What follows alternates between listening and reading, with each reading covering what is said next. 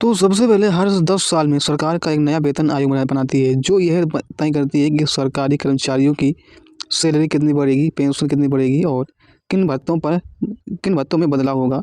सबसे पहले 6वां वेतन आयोग आया था, फिर 7वां वेतन आया जिसमें 2016 में सैलरी बढ़ाई गई और अब 2026 के आसपास 8वां वेतन आयोग लागू होने की तैयारी है।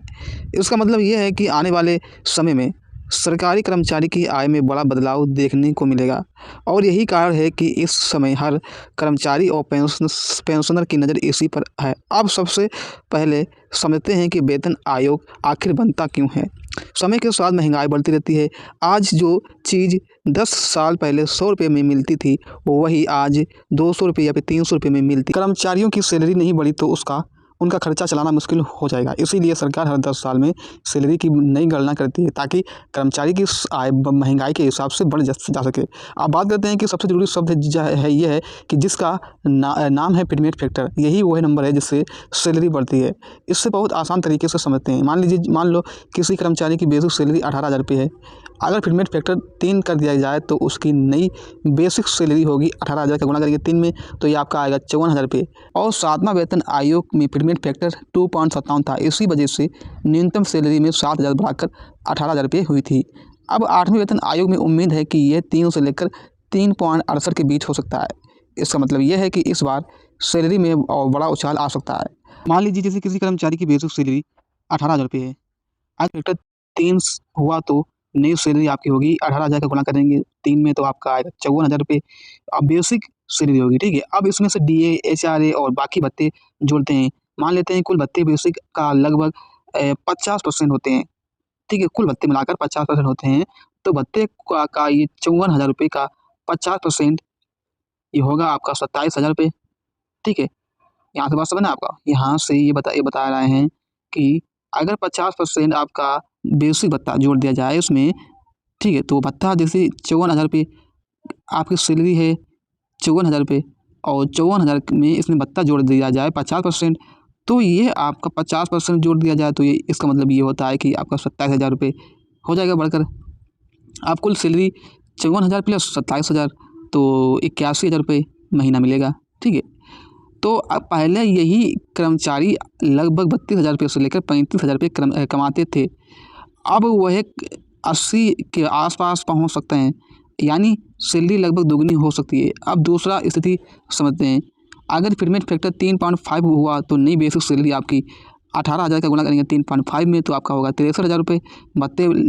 भत्ते लगभग 50% मान लीजिए तो 50% इसमें मैं ऐड करूँगा तो 31,050 रुपये आपका भत्ता हो गया कुल मिलाकर। तो कुल मिलाकर सैलरी आपकी होगी 63,000 रुपये। 63,000 रुपये और प्लस 31,000 भत्ता तो 31,500 रुपये भत्ते, तो प्लस ऐड करेंगे 31,500 रुपये और बाकी आपका ये 63,000 तो ये आपका होगा 94,500 रुपये महीना। यानी 35,000 रुपये से सीधे आप 90,000 रुपये तक पहुँचने की संभावना है, ठीक है। अब यही सोचिए कि इसका असर कितने लोगों पर होगा। भारत में लगभग 50 लाख केंद्रीय कर्मचारी हैं और 65 लाख पेंशनर हैं, यानी 1 करोड़ से ज़्यादा परिवार की आय बढ़ सकती है। अब दूसरा स्थिति समझते हैं। अगर फिटमेंट फैक्टर 5 हुआ तो नई बेसिक सैलरी आपका 18,000 होगी। सोचिए इसका असर कितने लोगों पर होगा। भारत में लगभग 50 लाख केंद्रीय कर्मचारी और 65 लाख पेंशनर हैं, यानी 1 करोड़ से ज़्यादा परिवारों की आय बढ़ सकती है। अगर एक परिवार में 4 लोग मान लें तो लगभग 4 करोड़ लोगों की ज़िंदगी पर असर पड़ेगा। अब पेंशन को आसान भाषा में समझते हैं। जो लोग रिटायरमेंट हो चुके हैं उन्हें हर महीने पेंशन मिलती है और 7वें वेतन आयोग में न्यूनतम पेंशन 9,000 रुपये थी। अगर 8वें वेतन आयोग में वही फिटमेंट फैक्टर लागू हुआ तो नई पेंशन आपकी होगी 9,000 का गुणा करेंगे 3 में तो आपका ये होगा 27,000 रुपये हो सकती है। अगर 3.5 में हुआ तो आपकी 9,000 का गुणा करेंगे, मतलब 9,000 रुपये की आपकी सैलरी अभी है जो पेंशन ले रहे हैं। और अगर 3.5 से गुणा किया जाता है तो आपकी हो जाएगी 31,500 रुपये, यानी बुजुर्गों की आय में भी बड़ा बदलाव होगा। अब समझते हैं कि डीए यानी महंगाई भत्ता। डीए का मतलब महंगाई के हिसाब से मिलने वाला अतिरिक्त पैसा। हर 6 महीने में डीए बढ़ता है। अभी डीए लगभग 50% के आसपास से पहुंच चुका है। जब नया वेतन आयोग लागू होता है तो यही डीए बेसिक सैलरी में जोड़ दिया जाता है। इसी डीए को मर्ज कहते हैं। इसी डीए को मर्ज करना कहते हैं। मान लो किसी की बेसिक सैलरी 30,000 रुपये है और डीए 50% है तो यानी 15,000 रुपये नई बेसिक बन जाएगी। और अगर 45,000 रुपये तो आपकी नई बेसिक सैलरी जो भी होगी वो बन जाएगी आपकी 45,000 रुपये। फिर इस पर नया फिटमेंट फैक्टर लगेगा। अगर 3 लगा तो 45,000 रुपये का गुणा करेंगे 3 में तो आपकी होगी 1,35,000 रुपये और बेसिक हो सकती है। यही कारण है कि लोग कह रहे हैं कि इस बार सैलरी में बड़ी उछाल लगेगी। अब घर किराया भत्ता यानी HRA समझना है कि सरकारी कर्मचारी को रहने के लिए किराया भत्ता मिलता है। यह शहर के हिसाब से अलग अलग होता है। वो है बड़े शहर में 27%, मध्यम से शहर में 18% और छोटे शहर में 9% मिलता है। अगर किसी की बेसिक सैलरी 60,000 रुपये हो गई हो और बड़े शहर में है तो HRA आपका होगा 60,000 रुपये। ठीक है, 60,000 रुपये का 27% तो बराबर आपका होगा 16,200 रुपये। ठीक है, आपका ये होगा 16,200 रुपये HRA। अब यह पहले इससे बहुत ज़्यादा होगा क्योंकि बेसिक बढ़ चुकी है। तो अब ट्रेवल अलाउंस यानी यात्रा भत्ता समझते हैं। ऑफिस या आने जाने यात्रा के लिए पैसे मिलते हैं। बेसिक बढ़ने के साथ साथ ये भी बढ़ता है कि अब एक मान लो कि एक कर्मचारी की अभी सैलरी जो भी बेसिक सैलरी है 25,000 रुपये दिए 50% तो बराबर आपका होगा 12,500। HRA 18% है तो ये आपका होगा 4,500।